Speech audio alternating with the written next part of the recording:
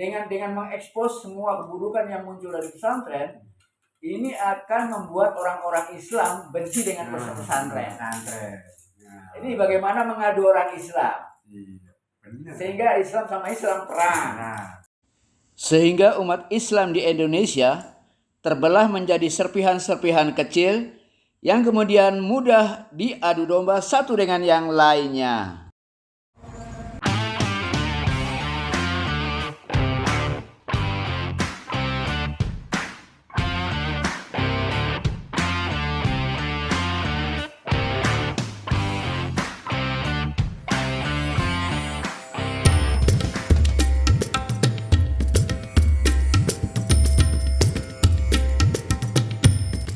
Salam cerdas selaras, sahabat-sahabat Tandapan di mana saja berada. Kali ini kita akan membahas persoalan kontroversial feodalisme di pesantren yang saat ini sedang marak dibicarakan di mana-mana, terutama di media sosial, yaitu sebuah program dari Trans 7 yang menuai banyak kecaman hingga hari ini. Begitu mudahnya orang-orang, para netizen memberikan komentar-komentar negatif seakan-akan paling tahu dan memahami isi dapur pesantren. Padahal yang komen banyak yang belum pernah mondok di pesantren satu hari pun. Oke, mungkin langsung saja ke pembahasan inti. Jadi, ini adalah yang menjadi pokok masalah, yaitu pada tanggal 13 Oktober 2025, program Expose Uncensored dari salah satu televisi nasional Trans 7 dengan judul yang sangat provokatif, "Santri minum susu saja harus jongkok."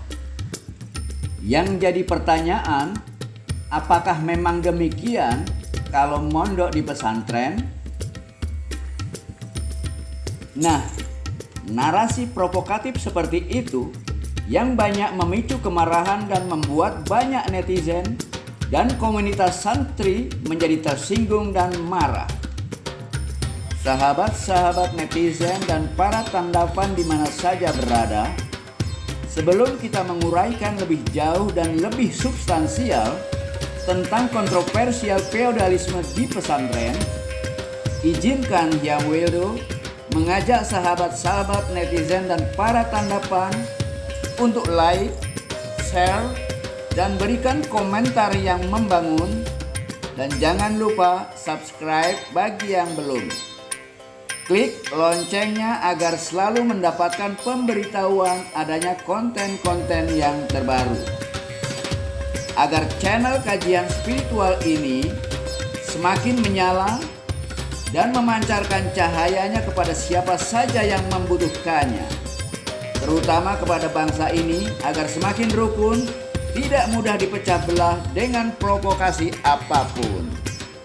Agar bangsa ini semakin dewasa, semakin cerdas, tidak mudah tersulut provokasi murahan semacam ini. Makanya kita harus tahu dan mengalami terlebih dahulu sebelum menilai dan mengukur. Memang seperti itulah seharusnya. Sejak kapan analisis boleh mengabaikan studi kasus? Dalam dunia penelitian saja, orang tidak boleh membuat kesimpulan apapun sebelum observasi.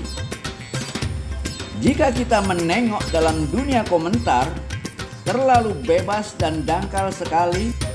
Sebelum menilai, sebaiknya harus mengerti konteksnya terlebih dahulu. Bagaimana? Jadi lucu sekali komen-komennya. Tiba-tiba saja banyak orang yang jadi pakar pesantren dadakan. Dan akhir-akhir ini, hampir setiap orang memperlihatkan kebodohannya masing-masing dengan berfatwa di YouTube, di Facebook, atau di Instagramnya masing-masing, agar followernya semakin banyak dengan menjual kebodohan dan kedangkalannya. Sebelum nyinyir, sebaiknya belajar terlebih dahulu cara berpikir yang jernih dan objektif.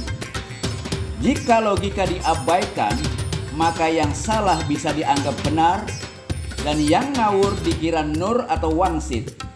Yang ngomong bisa dianggap guru. Ayo kita pakai penalaran yang sehat dan jernih dulu, agar penilaian dan pengukuran mendekati ketepatan dan bahasanya ilmiah, sehingga dapat menyingkap kegelapan yang menyelimuti umat manusia, dan cahaya kebenaran universal tetap menyala di tengah kegelapan dan kerancuan media tayangan expose uncensored Trans 7 yang telah menjadi badai besar di dunia media nasional. Sebuah narasi pendek, sebuah narasi sinis terhadap pesantren Lirboyo yang telah mengguncang hati jutaan umat manusia. Dalam hal ini, Yang Weldo selalu membatasi diri dalam kajiannya sebatas dalam tataran spiritualitas. Bagaimana melihat setiap persoalan apapun dalam perspektif substansial meta-ontologis atau dalam pandangan spiritualitas semata. Salam satu hati.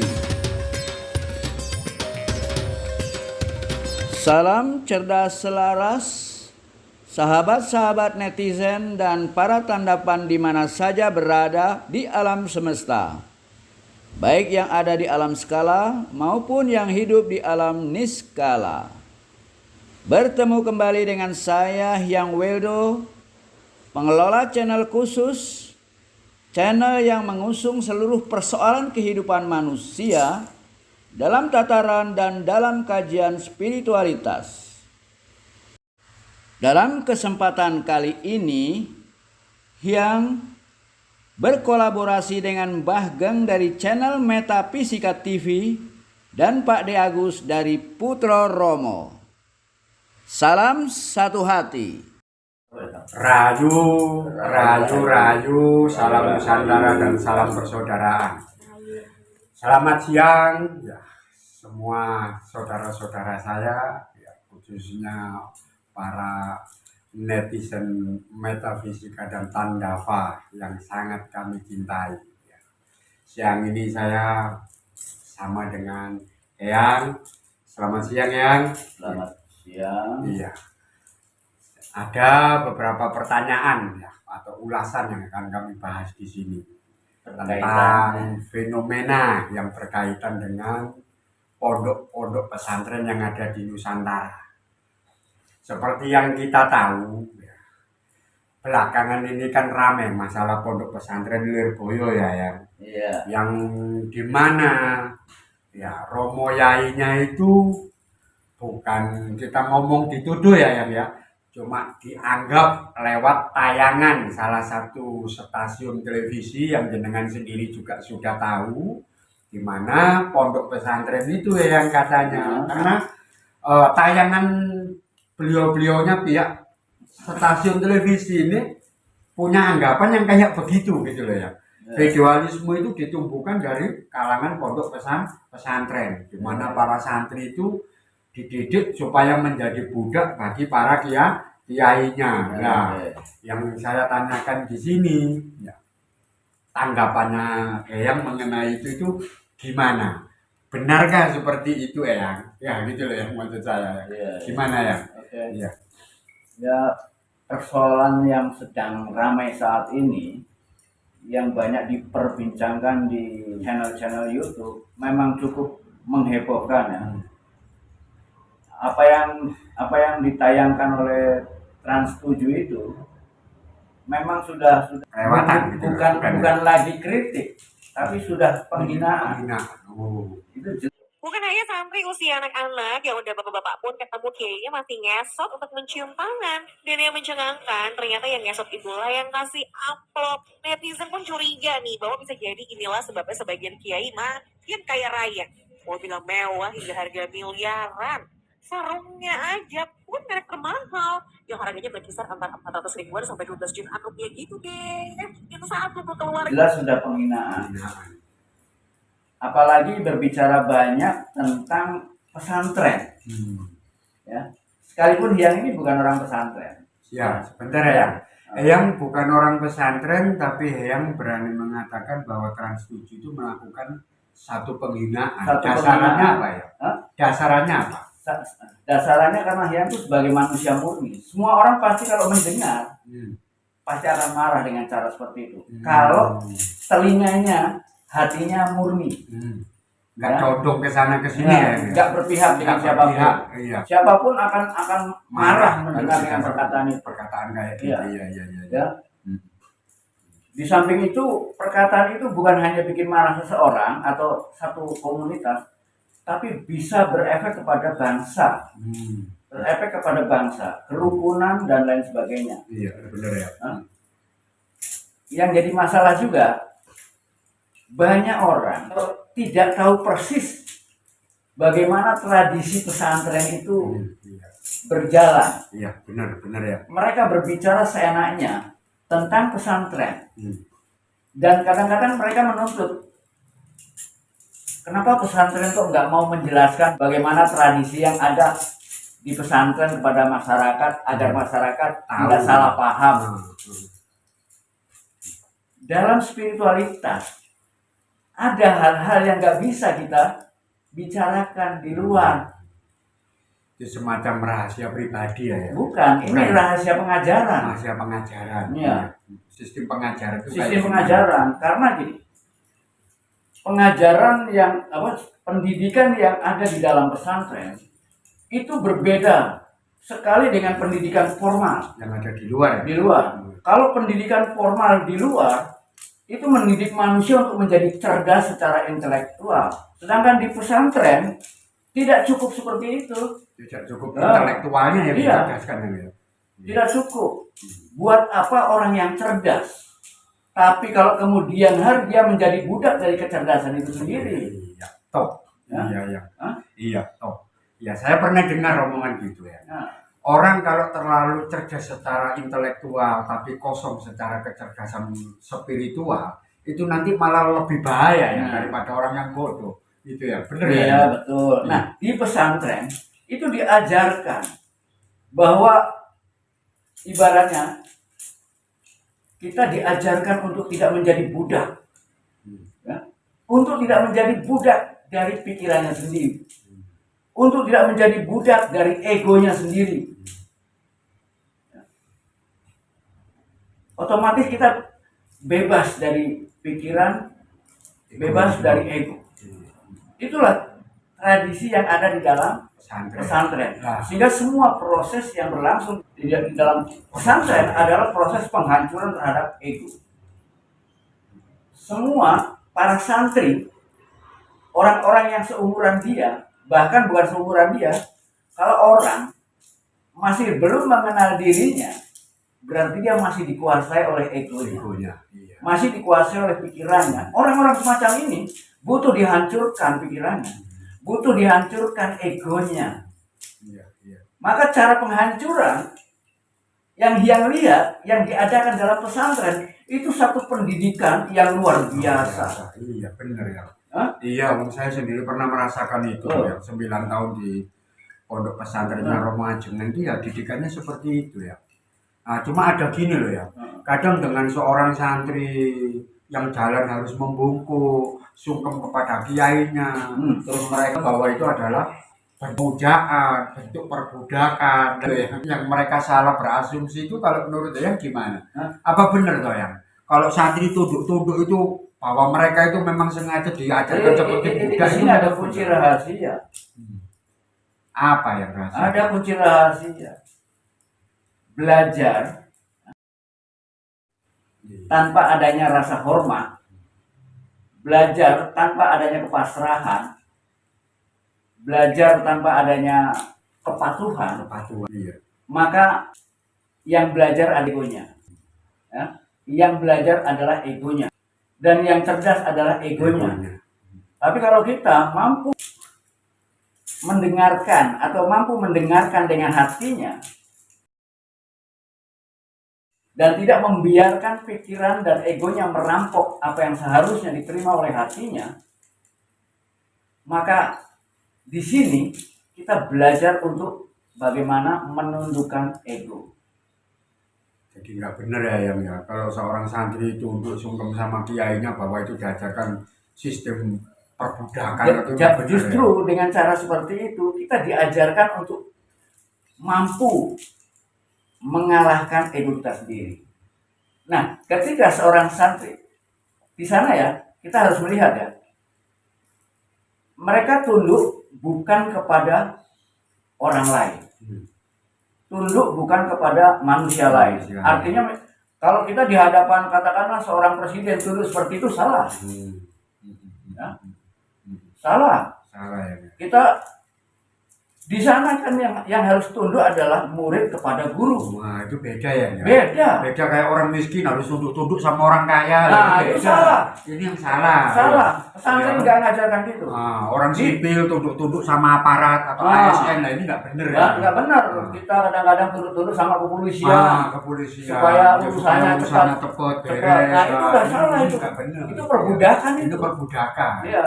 Karena ada yang kita takutkan atas diri mereka. Gitu. Sedangkan di pesantren, di sana yang berhadapan adalah murid dengan guru. Iya. Murid yang ingin diisi oleh ilmunya dan guru yang siap mengisi. Nah, ini. Bagaimana seorang murid yang ingin diisi kalau dia tidak mau tunduk? Iya, betul. Kita nggak bisa ngisi gelas. Kalau gelasnya tertutup, Kalau ya. gelasnya dia sama tinggi dengan kita. Nah, iya. Ya?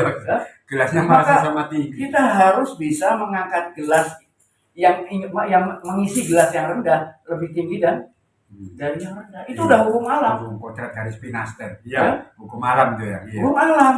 Iya. Bahwa yang ingin diisi harus lebih rendah dari yang diisi. Nah, gitu ya para netizen ya, saudara-saudara Tandafa.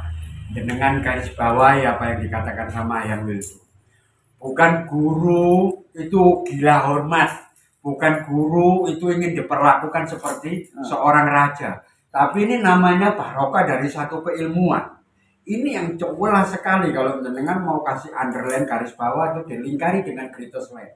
Iya, mana mungkin gelas sang satu bisa mengisi gelas lain, manakala gelas yang kosong itu mau berdiri sejajar dengan gelas yang berisi.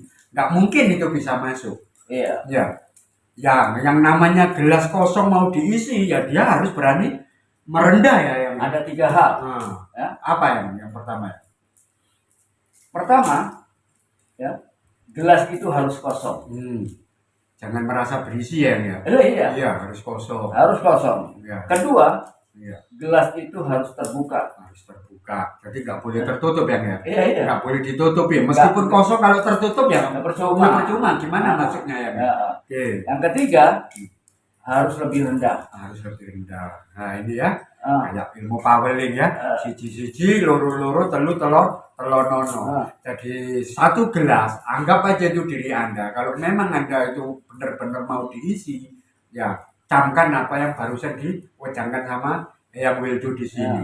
Jenengan harus apa tadi yang pertama ya? Pertama harus kosong. Harus kosong. Karena Jangan jangan merasa lebih pintar dari gurunya Ya, gitu kalau kita ngisi gelas yang sudah ada isinya, katakanlah isinya merah, pada yang kita isi putih, Ya. maka putihnya kita hilang. Iya. Kecampuran ya. Akhirnya apa? Dia ngomong tidak lagi berdasarkan ajaran, tapi berdasarkan pikirannya dia sendiri. Iya. Istilahnya adu jago ya. Apa yang masuk itu dia akan lawan dengan karena dia merasa di situ sudah ada isinya. Isinya diambil, Iya. isinya diambil, diakui sebagai Nah, itu tadi. seolah-olah pikirannya Pikirannya sendiri. dia, miliknya dia. Gitu ya. Ah. Paham ya jenengan jelas ya. Jadi jenengan yang pertama memang harus kosong. Terus yang kedua jenengan tidak boleh tertutup. Harus terbuka. Harus terbuka. Open mind. Bener, open mind. Meskipun jenengan merasa kosong, saya sudah ngosongkan diri yang tapi jenengan tertutup. Jenengan nggak mau terbuka, jadi apapun yang Wildo ini katakan nggak bisa masuk, jenengan tertutup terus. Iya. Yang ketiga jenengan harus berani meleburkan ego, yaitu Merendah. Menunduk. Orang bilang iya. yang namanya ego itu terletak di otak. Maka kita harus menempatkan kepala lebih rendah dari lubang pantat. Nah, kayak bersujud ya. Nah, Sampai bersujud. Iya. Maka bersujud di hadapan seorang guru Iya. itu sama seperti kita merendahkan gelas yang ingin diisi di hadapan gelas yang ingin mengisi. Iya. jelas sekali Ini ya. hukum alam. Hukum ya. alam. Kalau orang-orang sampai tidak paham dengan hukum alam, ini jelas bodoh sekali. Iya. Ya. Dan lagi pula, masalah kepatuhan dan hormat kepada guru tidak bisa diajarkan secara teori dan melalui simulasi semata. Kepatuhan semacam itu harus dijalankan dan menjadi kebiasaan sehari-hari.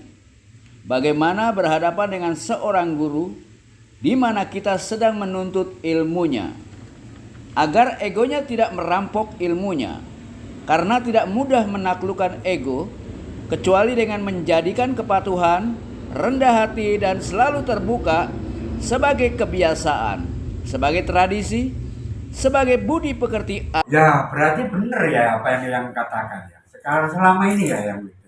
Saya banyak tahu orang-orang yang merasa dirinya sudah belajar, tapi sampai sekarang beliaunya itu tidak memiliki ilmu apapun. Ilmunya nggak barokah, mungkin seperti yang dia katakan ini. Betul, karena yang belajar bukan dirinya, tapi Egonya, otak dan otaknya, egonya. iya. Padahal yang namanya belajar spiritual adalah belajar melepaskan diri dari ego dan pikiran. Dan pikiran. Tapi mereka bukan lagi belajar melepaskan diri dari pikiran, malah menerima pencerahan-pencerahan tadi sebagai makanan. Pakai makanan. Untuk Iya. memberi makan pada egonya, memberi makan pada pikirannya, sehingga pikirannya makin kuat, makin sulit dikendalikan. Sepak terjangnya malah makin membabi buta ya. Iya, pada akhirnya dia jadi binatang yang cerdas. Makanya ada surat Al-An'am itu benar ya, binatang yang cerdas. Binatang yang cerdas. Mungkin Binatang kalau cerdas. binatang yang cerdas nggak cocok. Iya. Binatang yang pinter. Binatang yang pinter iya, kalau cerdas nggak kayak gitu ya. Kalau cerdas nggak kayak gitu. Makanya Al-An'am itu kan disebut binatang ternak atau binatang yang baik. betul. Karena mereka hidupnya cuma makan, minum, berak, beranak. Dan mereka merasa hidup ya yang ya. Sudah. Dan nggak jauh beda dengan binatang. Iya. Tidak jauh beda. Dan kalau Hian melihat pola pendidikan dalam sekolah-sekolah formal itu yang anggap gagal. Karena yang diajarkan hanya kecerdasan, yang diajarkan hanya ilmu-ilmu mentah. Sama sekali pendidikan budi pekerti nggak ada. Ya. Iya. Apa yang diajarkan dalam pesantren memang dia lebih menekankan kepada budi pekerti. Oh, nggak gampang, apalagi ya mengajarkan budi pekerti itu memang harus dimulai dari kanak-kanak. Harus dimulai dari kanak-kanak. Ya dengan cara apa yang dilakukan oleh pesantren. Iya, betul ya. Iya. Cuma banyak orang pesantrennya sendiri juga kadang-kadang lupa dengan pengetahuan ini. Pengetahuan ini, iya. Ya, sehingga yang dikembangkan seolah-olah ngalap barokah. Ngalap berkah. Iya. Iya. Padahal itu udah keharusan murid berguru pada seorang guru harus tunduk rendah. Seperti itu ya. Ya, tanpa adanya syarat itu ilmu tidak akan masuk. Jadi di sini ya, Nah, jelasnya yang ya. Iya, dan Jadi ilmu bukan- yang seharusnya masuk ke dalam dirampok oleh pikiran dan egonya egonya. itu tadi. Seperti yang sampai bilang dipegal. Begal. Nah, Masuk alam begalan ya yang Iya. kebegal. Jadi kebegal sama pikiran dan egonya. Egonya. Iya. Iya, betul yang ya.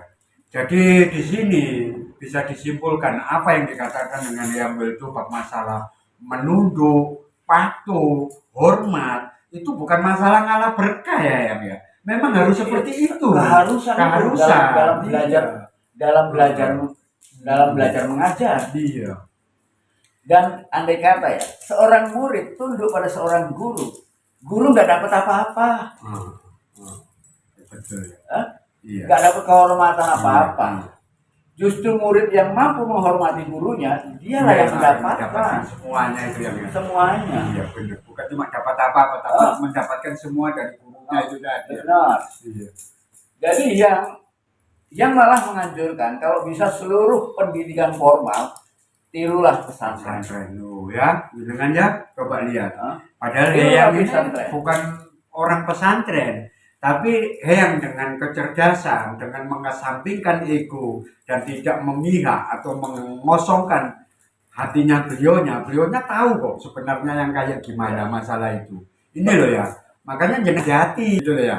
Kalau mau, kalau mendikirkan opsi, kalau pendapat, kalau jenengan nggak tahu bener, jenengan jangan kayak begitu. Saya kok jadi ini yang ya. Ingat Romo jangan waktu bilang dalam surat An-Naml ya, ngomongnya gini ya.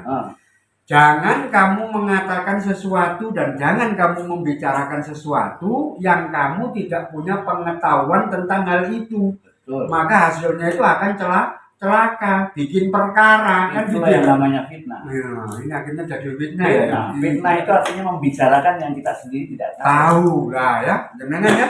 Terutama pihak yang setuju ini ya, jenengan koreksi itu, jenengan jangan ngotot kalau jenengan yang benar, gitu loh. Saya sendiri juga pro sama apa yang dikatakan yang Weldo, bener itu. Makanya Ya.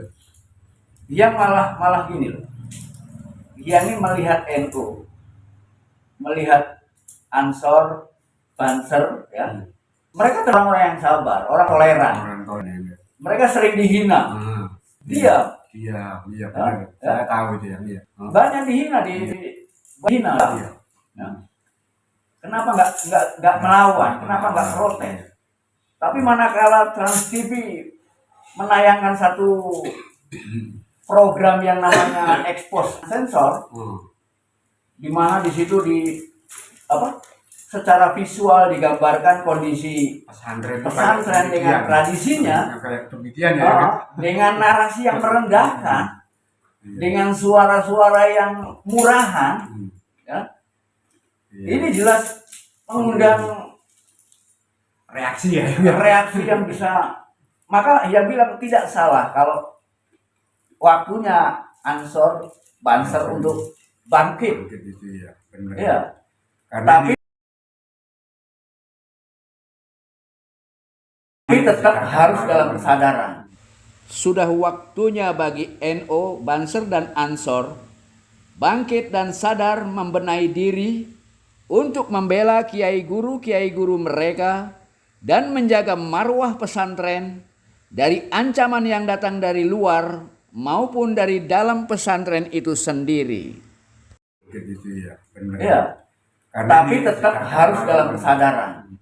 Karena ia melihat kenapa kok sampai Ansor, Banser dan lain sebagainya itu diam ketika ada masalah macam-macam.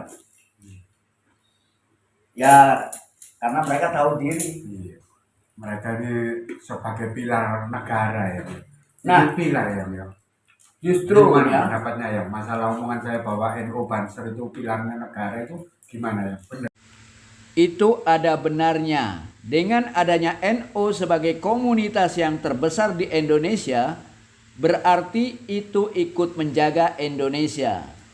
Jika tidak ada NU, mungkin saja Indonesia bisa menjadi Afghanistan atau Yaman.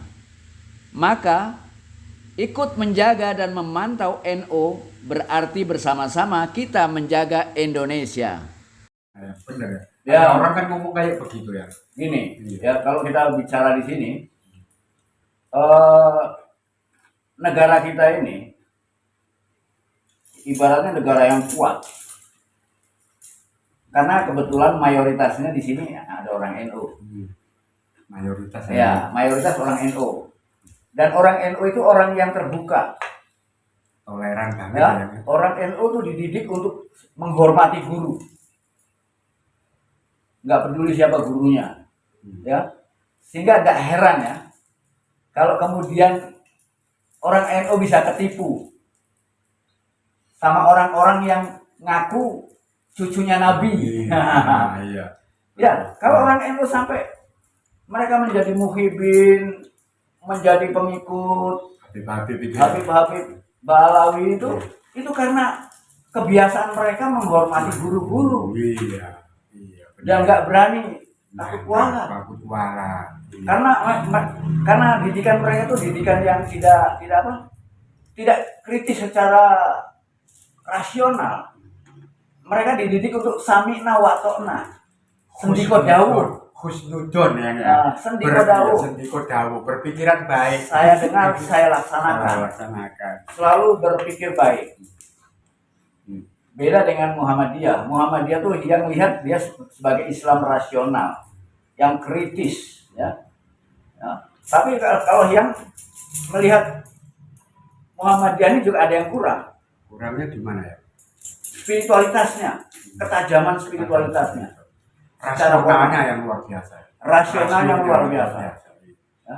Di NU rasionalnya kurang karena tekanannya memang pada Spiritual. pembinaan hati. Pembinaan hati. Sedangkan Muhammadiyah banyak ditekankan kepada pembinaan pikiran. Nah, ini kalau keduanya digabungkan menjadi sesuatu yang luar biasa. Iya. Tapi hati harus diutamakan. Utamakan, iya benar ya. Ya, hati diutamakan. Budi pekerti diutamakan. Ilmu itu nomor 2. Ya. Ilmu itu sifatnya netral. Ya. Sifatnya netral. Kalau dia punya budi pekerti buruk, maka ilmunya akan digunakan untuk keburukan. Kalau budi pekertinya baik, maka ilmunya akan digunakan untuk kebaikan. Maka budi pekerti ini adalah utama. Dan itu pula yang ditekankan dalam ajaran leluhur kita juga. Leluhur Nusantara. Iya. Iya benar ya. Jadi budi pekerti sing luhur. Iya. Kalau orang Islam bilangnya itu akhlakul karimah itu lebih Akhlakul mulia. karimah. Ya, adab itu lebih utama Lebih daripada utama. ilmu. Gitu ya. Lebih betul. Iya, iya benar ya dia. Nah, Saya pikir ya, saya mending berurusan dengan orang yang spiritual intelektualnya ada. Iya, tapi nggak ada intelektual quality daripada orang yang intelektual quality-nya kenceng, tapi spiritualnya nggak ada. Ini orang tambah bahaya ya. bahaya. Bahkan orang-orang kayak gini dengan kemampuan intelektualnya merasa benar sendiri. Mereka mencoba menjabarkan tentang apa itu spiritual. Seolah-olah mereka tahu tentang spiritual. Apa itu Tuhan? Bagaimana mungkin orang yang tidak tahu menjelaskan sesuatu yang ya seperti itu ya. Bagaimana mungkin orang yang terbatas bisa menjelaskan yang tidak terbatas? Ini kalau yang melihat dalam masyarakat kita ini, ya terus terang ada gejala yang mengarah kepada anti Tuhan. Hampir semua media sosial banyak yang berbicara yang merendahkan ilmu ketuhanan. Yang selalu ditabrakan dengan ilmu pengetahuan. Seolah-olah ilmu pengetahuan dan spiritualitas itu bertentangan. Itu salah besar. Ilmu pengetahuan justru akan mengantarkan kita pada spiritualitas yang benar. Ilmu pengetahuan sama sekali tidak menentang spiritualitas. Ya. Tapi kalau orang-orang yang berilmu pengetahuan itu memang sudah punya keyakinan, nggak percaya dengan Tuhan, maka ilmunya akan dijadikan alat untuk membenarkan keyakinannya yang nggak percaya dengan Tuhan. Iya, akan selalu berasumsi terus. Dan semua penjelasan dia tentang ilmu hanya sebagai alat saja untuk membenarkan keyakinannya dan untuk menjatuhkan orang-orang yang percaya dengan Tuhan. Betul, ya. Dan mereka bersembunyi di balik nama ilmu pengetahuan. Padahal yang dia bicarakan keyakinannya, bukan ilmu pengetahuannya. Dan orang-orang kita, anak-anak muda kita terjebak dengan seperti ini. Mereka nggak bisa membedakan mana spiritualitas, mana ilmu pengetahuan. Mana pendapat ya. Sains dengan saintis itu beda. Ya. Iya, karena sains itu kan cuma ilmu pengetahuannya ya. Sains itu jelas murni. Tapi kalau pendapat saintisnya kan orangnya, egonya bisa keluar. Bisa dibilang B, C bisa dibilang K. Iya, karena orangnya. Apalagi kalau ada sains berbicara banyak tentang Tuhan. Ini saintis yang sudah luar biasa ya. Bukan saintis yang masalahnya dia berbicara tentang Tuhan dalam rangka merendahkan Tuhan, menganggap Tuhan itu tidak ada. Dia tahu dari mana Tuhan itu tidak ada. Padahal ilmu pengetahuan sama sekali tidak menyelidiki Tuhan. Tidak ada. Karena ilmu pengetahuan saintifik membatasi diri pada yang nampak, bukan pada yang tidak nampak. Maka ilmu pengetahuan berbicara tentang ilmu-ilmu yang nampak saja, ilmu-ilmu yang mudah dijangkau oleh siapapun, hanya dengan alat saja. Begitu alat ditemukan, kita melihat lebih jauh. Jadi ilmu pengetahuan yang bersifat empiris itu ilmu biasa. Tapi kalau kita mampu mengaku Tuhan, ini baru cerdas. Makanya kita mengikuti sainsnya ya. Jangan ngikutin bisnya. Sains itu akan menuntut ke sana. Sains akan membuktikan. Memang kita perlu belajar sains. Nah iya, sainsnya itu yang paling utama kan ya. Iya. Karena sains mengantarkan kita untuk melihat bagaimana alam ini bekerja.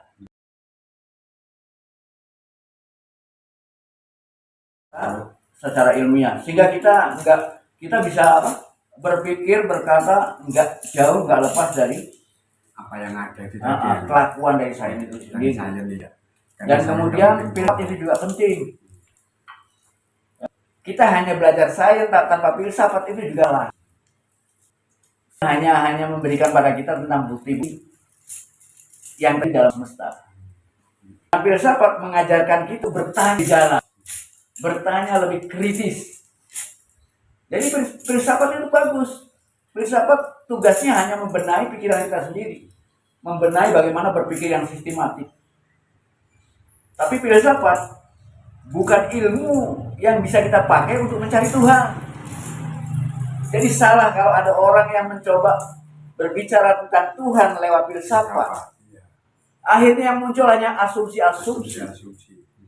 Yang muncul hanya konsep-konsep, teori-teori, dan semuanya bullshit.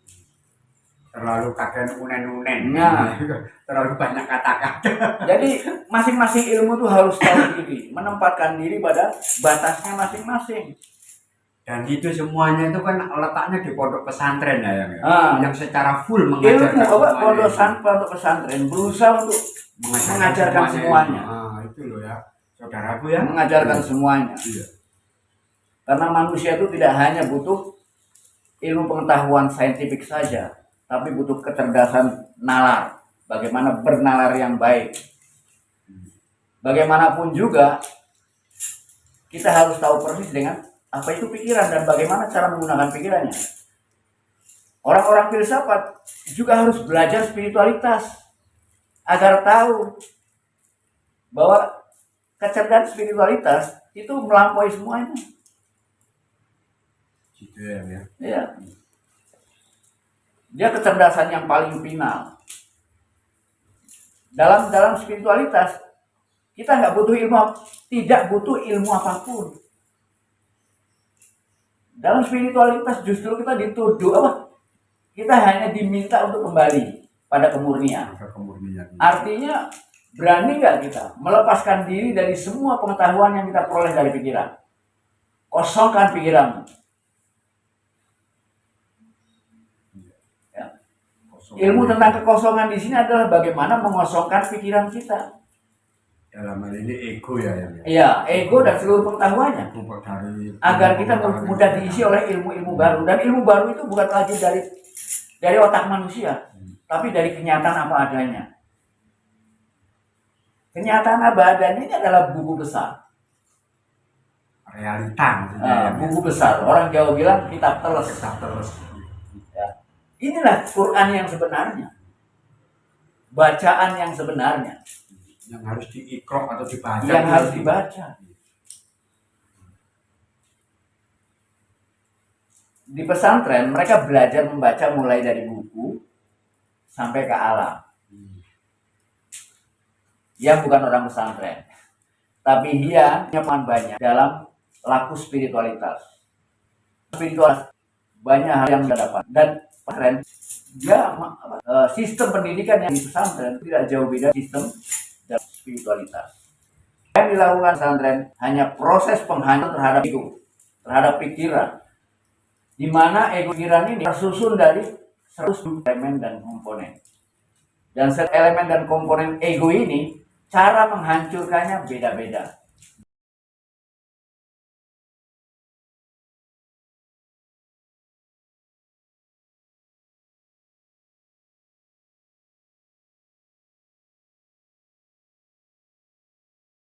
Ya. Ada yang saya ikuti beneran ya, termasuk pondok pesantren yang ada di Sidoarjo itu loh ya, Iya, iya, iya. yang ambruk itu. Hmm. Nah, sekarang gini ya, Iya, iya. kok mereka mengatakan yang itu dibangun pada banyak ahli, itu dibangun dengan memperdak santri. Padahal ya, kita nggak boleh tutup mata ya. Iya. Kita kan harus berjalan atau hidup itu sesuai dengan kenyataan yang ada. Banyak kok yang gedung-gedung pencakar langit itu yang teknokratnya kadang bukan dari Indonesia ya, dari Jerman, dari Prancis. Buktinya ya roboh gitu loh ya. Loh gitu nggak pernah dibahas ya, nggak pernah disalahkan. Nggak pernah disalahkan. Nah, tapi pondok pesantren yang di Sidoarjo begitu roboh, padahal itu ya dari uangnya kiainya sendiri, dari swadaya dari apa? Uangnya para santri, mungkin juga dari donatur yang merasa Ya. apa atau apalah ya, kurang tahu atau ngalap berkah atau ya apa. Nah, ini yang ada di luar itu ngomongnya yang nggak karu-karuan gitu loh ya. Nah, ini kan juga sesuatu yang harus kita sikapi ya. Betul. Iya. Kalau menurut saya ya apa ya? Masalahnya gini, ya. Yang namanya dunia ini isinya cuma hanya 2 orang saja. Hitam dan putih itu tadi ya. Apa ya? Hitam dan putih itu hanya ada orang. Orang yang satunya nggak punya hitam putih lagi. 2 orang ini memiliki kualitas yang sama sekali berbeda. Apa ya? Yang satu disebut Gusti, yang satu disebut Kawulo. Oh iya, manusia kawulo dan manusia gusti. Balik ke situ ya. Iya. Karena yang melihat manusia itu hanya ada dalam 2 jenis ini. Manusia Gusti dan manusia Kawulo. Manusia Gusti adalah manusia yang sudah mampu merdeka, bebas dari ego dan pikirannya. Nah, maka pesantren adalah merupakan sistem pendidikan yang ingin membentuk menjadi manusia-manusia Gusti. Iya.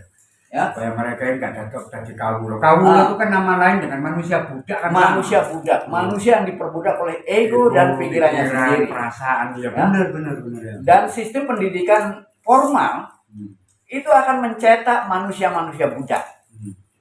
Ya. Mereka memang cerdas. Ya, pengetahuannya banyak, tapi mereka tidak sadar kalau dia diperbudak oleh kecerdasan dan pengetahuannya.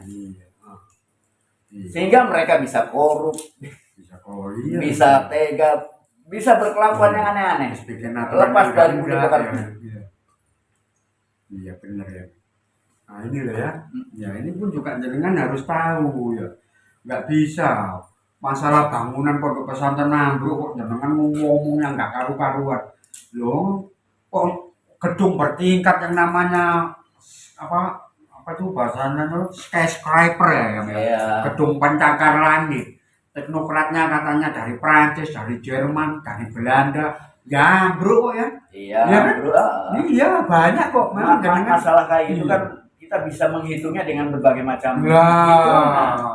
Lah, jenengan nggak gitu. Ngitungnya itu yang dananya dikorupsi sama kiainya, yang kiainya tidak menggunakan jasa teknokrat, tidak menggunakan jasa para ahli, hanya mengandalkan tenaganya santrinya, ya repot.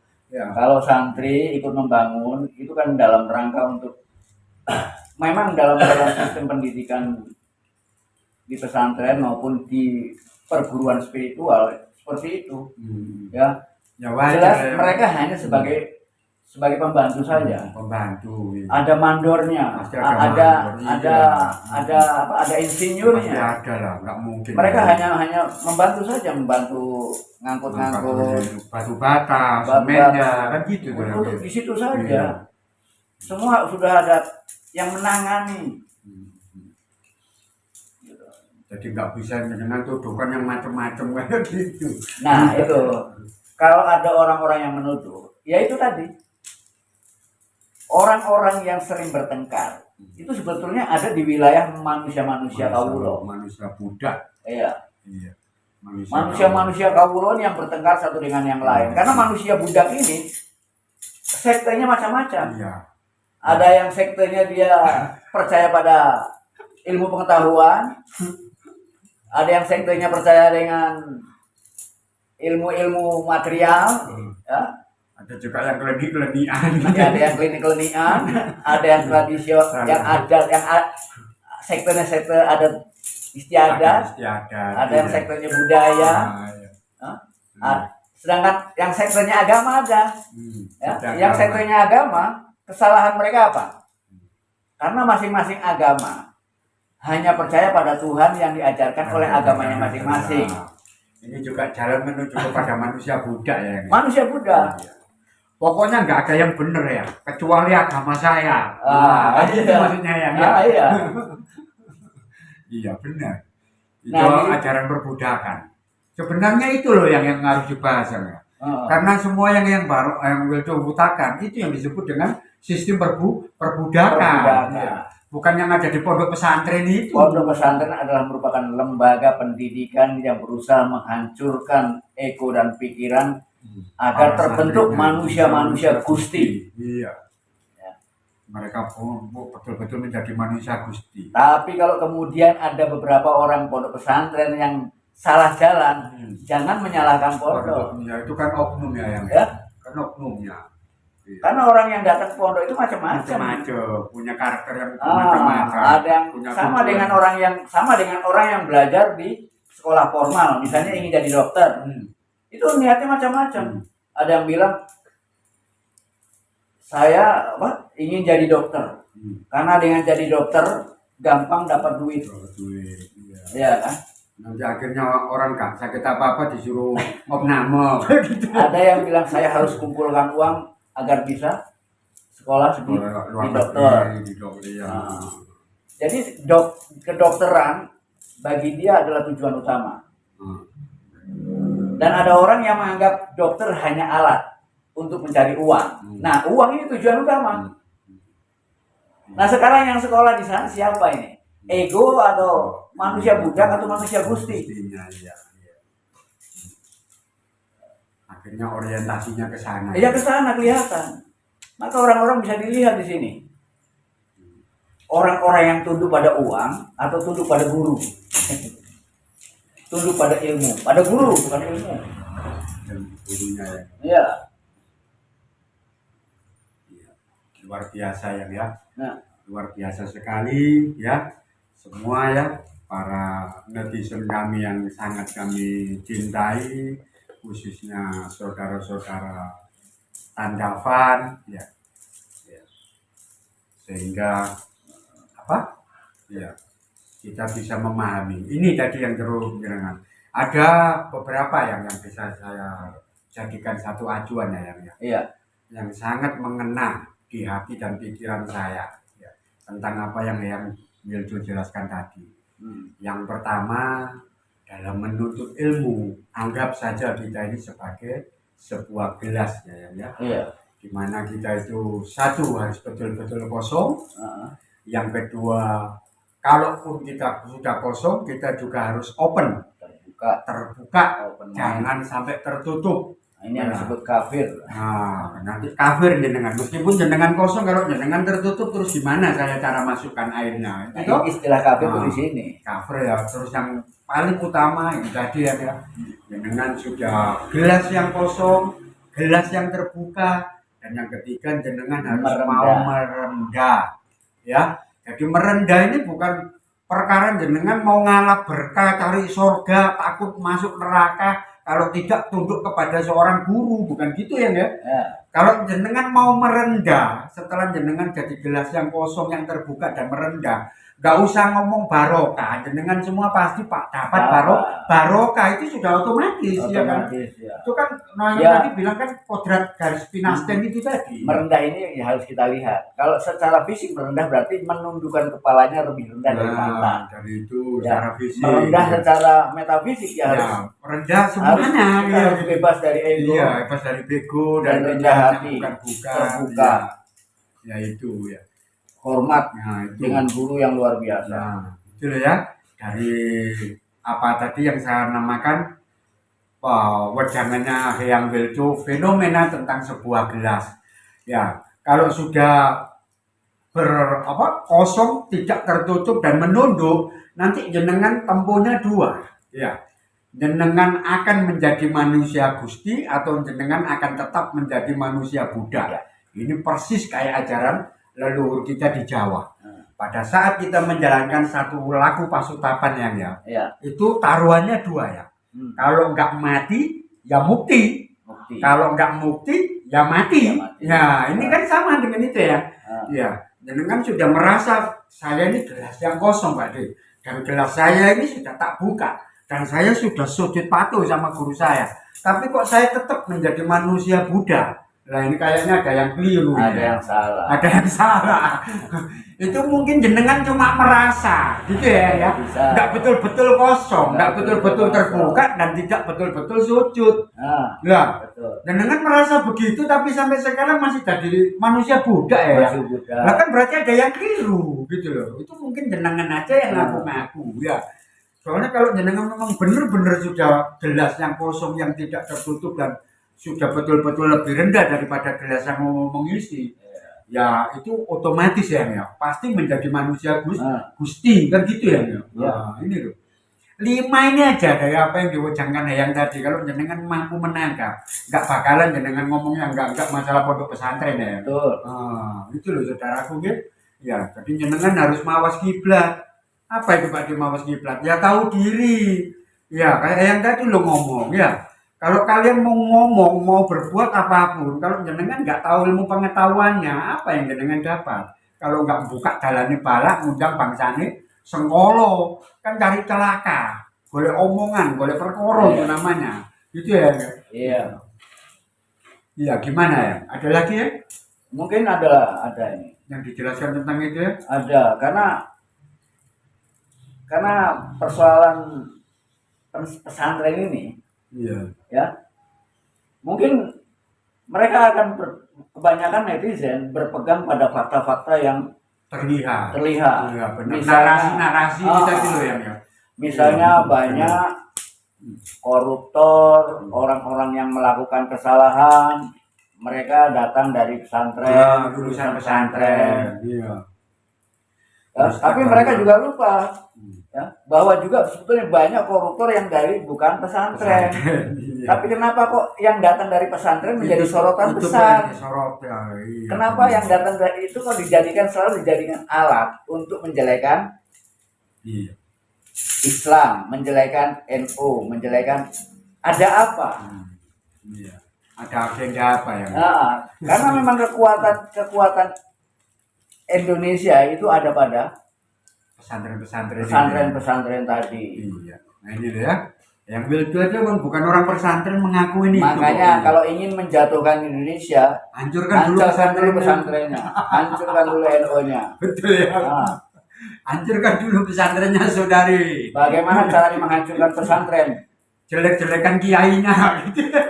Ya, setiap ada keburukan yang terjadi dalam Keburukan pesantren pesantren, expose. dijadikan modal, Oh iya, expose tinggi-tingginya. digoreng, pagi, siang dan malam, gitu ya.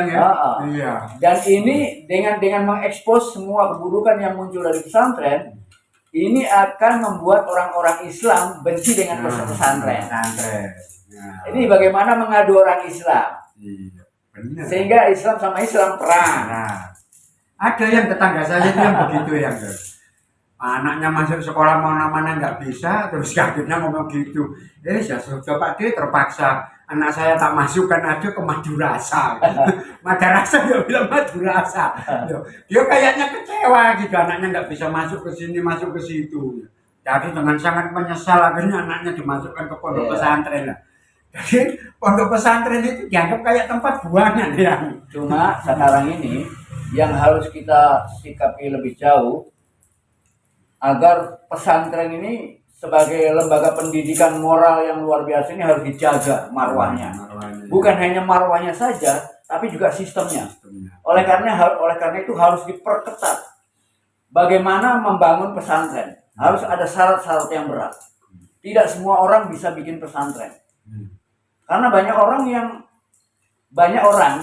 yang membangun pesantren hanya ingin mendapatkan sumbangan-sumbangan. Sehingga mereka nggak punya gedung yang bagus, masih kadang-kadang hanya rumah kontrakan sudah jadi pesantren, menampung banyak orang. Ya, pembimbingnya hanya beberapa orang, tapi murid-muridnya bisa ratusan. Bagaimana lima orang ngawasi orang 100? Di situ pasti terjadi hal-hal yang nggak karuan. nggak karuan.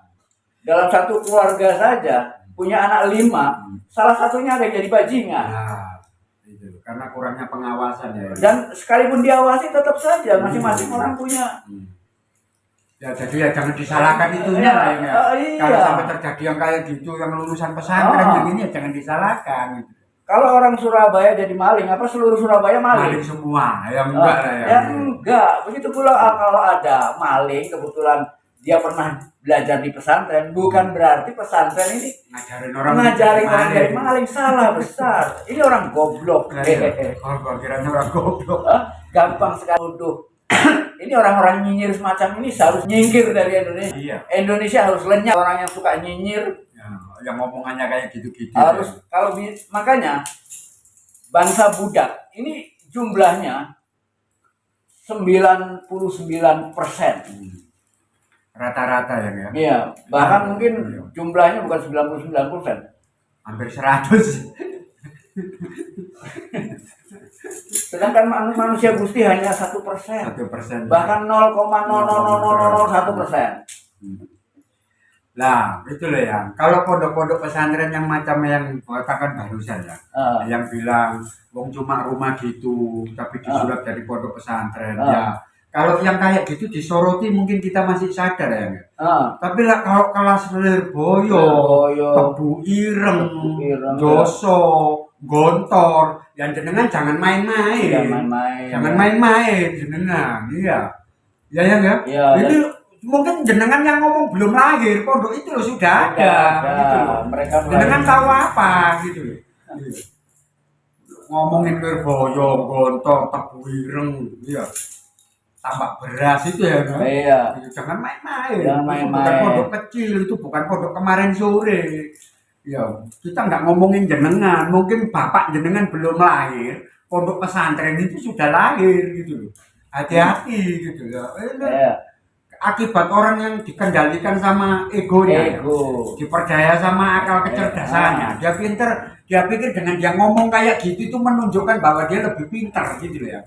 Mungkin begitu maksudnya. Iya, yang pinter egonya. Ya egomu yang pinter, kamu masih belum tahu apa-apa. Ya, carutnya bangsa Indonesia ini juga karena Orang-orang yang kayak gini, manusia-manusia budak. Manusia-manusia budak kayak jenengan gini. Gitu. DPR kita, aparat kita, carut marut, mereka lupa pada peranannya. Ini kenapa? Nah, iya. Mereka budak-budak. Budak, iya. Manusia yang bermental budak ya. Nah. Manusia-manusia kamu loh yang masih belum tahu gustinya akan menganggap bahwa gusti itu tidak pernah ada.